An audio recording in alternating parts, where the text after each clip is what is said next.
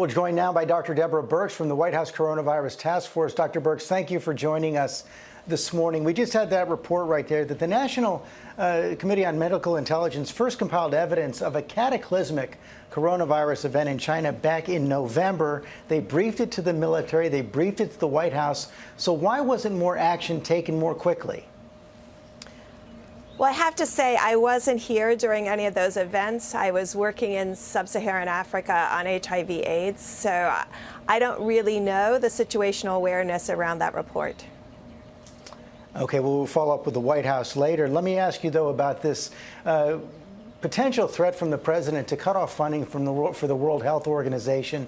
Does that make sense at this moment? You know, in the history of the United States and the World Health Organization, we have had times when we've done really in-depth analysis of what has happened.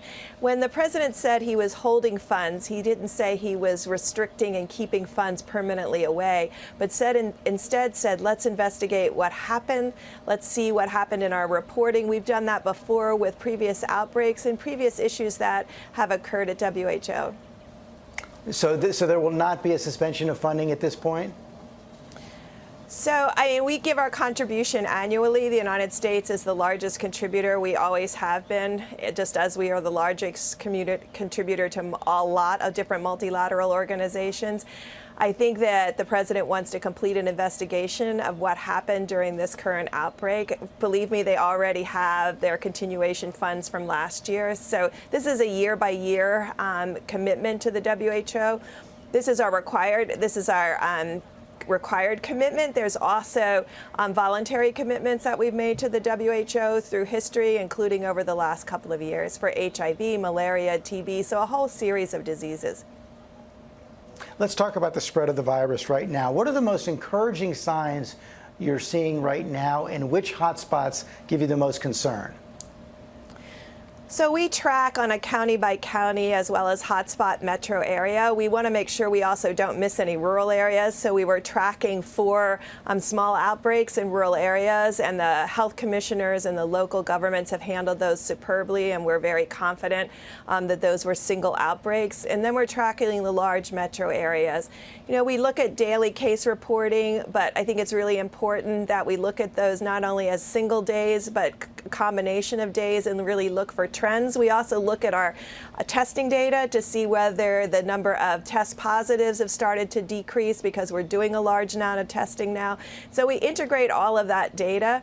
We are concerned about the metro area of Washington and Baltimore, and we're concerned right now about the Philadelphia area. All of our previous areas seem to be steady, at least. And then certainly we're looking very carefully at California and Washington to really understand how they've been able, as a community of Americans, to mitigate so well.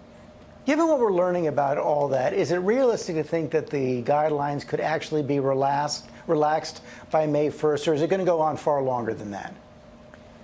So we're doing a series of clear investigations of what happened in Washington and LA, and what does that mean, and how you keep the number of cases down. We're also looking very carefully at rolling out and hopefully having soon, within the next 10 or 14 days, an antibody test, so we can really tell how many Americans were asymptomatic and infected. This makes a very big difference in really understanding who can go back to work and how they can go back to work. And so all of those pieces need to come together over the next couple of weeks.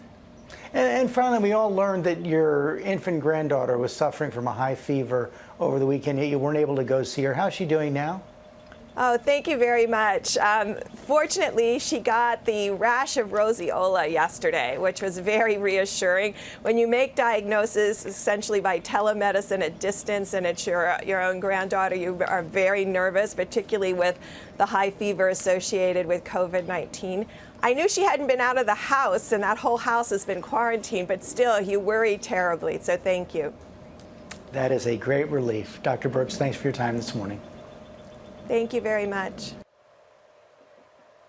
So, Robin, that is some good news right there. And today we are going to be following up on that investigative report. It's simply stunning that medical intelligence had reports of corona in China back in November, yet nothing was done for weeks and weeks and weeks. Well, hey, Hey there, GMA fans. Robin Roberts here. Thanks for checking out our YouTube channel. Lots of great stuff here. So go on, click the subscribe button right over here to get more of awesome videos and content from GMA every day, anytime. We thank you for watching, and we'll see you in the morning on GMA.